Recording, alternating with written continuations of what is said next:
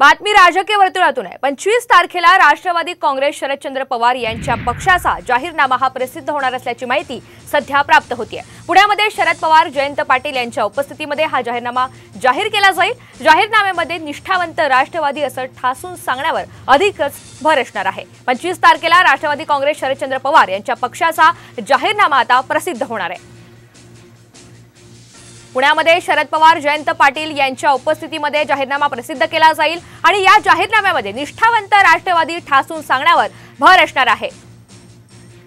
अधिकची माहिती रुपाली बडवे देत आहेत। रुपाली, काय अधिकचे अपडेट्स आहेत? 25 तारखेवर शिक्कामोर्तब झालेला आहे। राष्ट्रवादी काँग्रेस शरदचंद्र पवार यांच्या पक्षाचा जाहीरनामा प्रसिद्ध होणार आहे।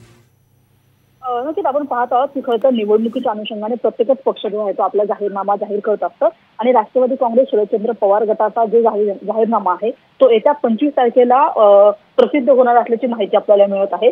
हा जाहीरनामा प्रसिद्ध करण्याचा जो कार्यक्रम आहे तो पुण्यामध्ये 25 तारखेला पार पडेल अशी सुद्धा एक प्राथमिक माहिती आपल्याला मिळत आहे। शरद पवार, जयंत पाटील आणि पक्षातील इतर प्रमुख नेते यांच्या वतीने यांच्या उपस्थितीमध्ये हा जाहीरनामा खरं तर प्रकाशित होणार आहे।